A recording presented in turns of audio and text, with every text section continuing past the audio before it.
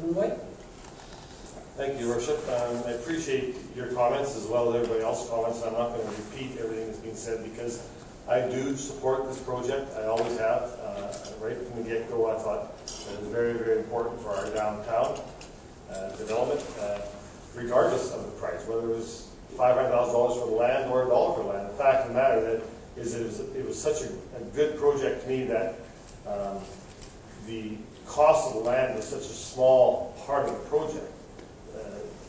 If it was a $500,000 piece of land, that was just such a small, minute part of the project that there goes a lot of other things to determine whether it's successful or not. And I've had a lot of comments from other developers, both negative and positive, as well as citizens, both negative and positive, as we all have. And I realized that there was a couple other developers that expressed interest. We never got down that road. However, we may. The thing that I would like to hear from Mr. McNally and his family is whether or not they really want to go ahead with this project. Because I think that we do have commitment from this council that we would like to continue to support it. I certainly do, and I certainly heard everyone here tonight say that they do continue to support it. And I hope we can resurrect it. I'm not 100% optimistic that that can happen, but I would like to hear specifically from the McNally family whether or not this project is viable, if they can finance it, and is it a sustainable project that in this economy, is it going to work? And we haven't heard that yet. And I hope we do one way or the other. But I will not repeat everything that's been said, but I do support the project if we can resurrect it. Alderman Kelly. Mr. Worship, when you went on the CBC television or CBC radio and Chat TV, you tarred and feathered us all with the same brush. You said an alderman had acted improperly. Which of the 7 of us acted improperly? Well, which was part of the deal, and it was never approved for council to make the deal.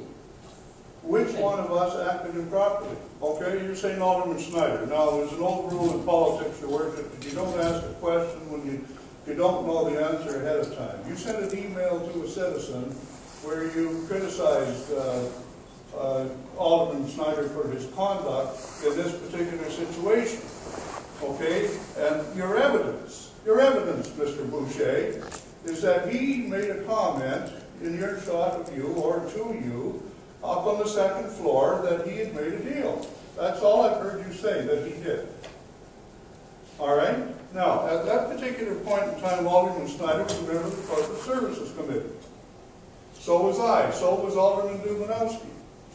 Every single step of the way, every process that was involved with Mr. Finley and anybody else in that deal came before the Corporate Services Committee, imposed, and came back to council and that. At no time did Alderman Snyder ever say that he had made the deal.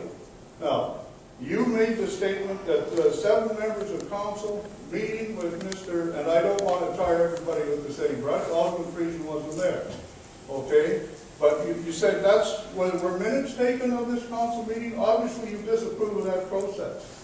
And yet when you were invited by Alderman Snyder or somebody, I know not who, to meet with Mr. Procott and Classic Construction, and most of council was there, you went. Now that process obviously is okay, but with the previous process is no good. Now I was at that meeting with Mr. McNally and his group, and he said we're having some problems here. With particularly the planning department, what can we do? We listened to his concerns. We said we would try to do what we could. We discharged our responsibilities and duties as aldermen. And Alderman Snyder never took credit for it. Alderman Snyder never went behind your back or anybody else's back on this council. Alderman Snyder did what he could to get a very, very important issue dealt with downtown. And you have dishonored your office, sir, by making statements on CBC radio and and Chat TV alleging that an alderman acted improperly. You didn't present evidence, and you named no names. And the only evidence you have to present tonight is you heard him make that comment outside your office. And I presume he was about to go into the corporate services meeting. You're the one that sunk this project, if the project it gets sunk. And the people of Medicine Hat know that. And you should stand up like a man and acknowledge it. I think you went overboard, Alderman Kelly, because, and I'll share with you, when Mr. Finley left here, he said he was intimidated by Alderman Schneider all along in this process. I'm sorry, I wasn't part of the deal. Why would he come to my office to see if it can be solved?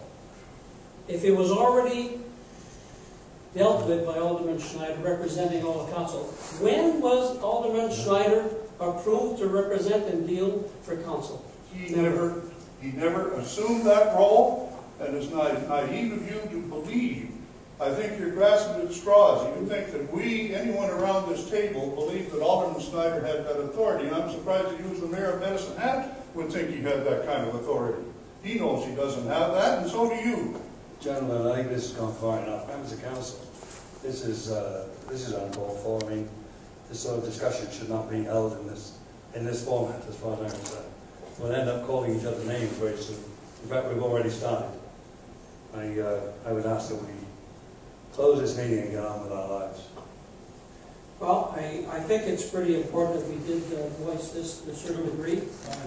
You have my feeling, and you have why I think that this was not as fair as possible because there was other bidders. You have also my feeling about having meetings.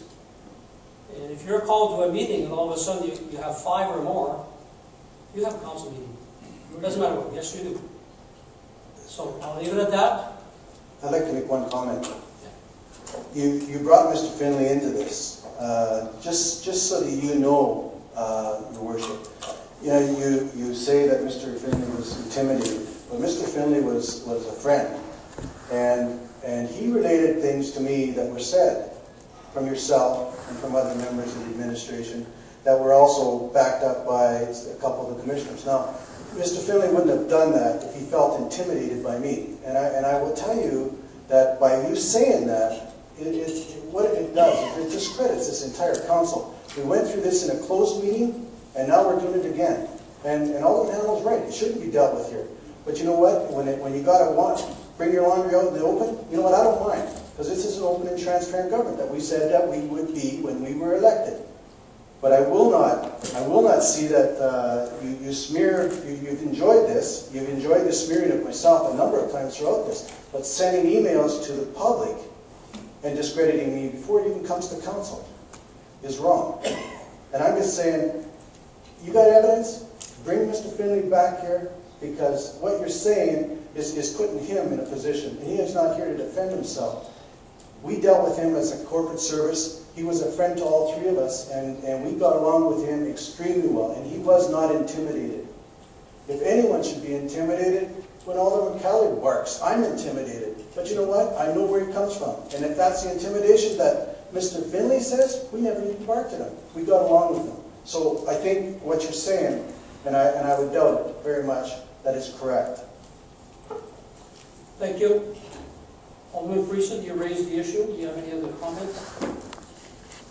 No, thank you. It generated a good debate. I think it needed to be out in the open. The public is interested and wanted to know. Thank you. Thank you. There's no new business. Declare the meeting over.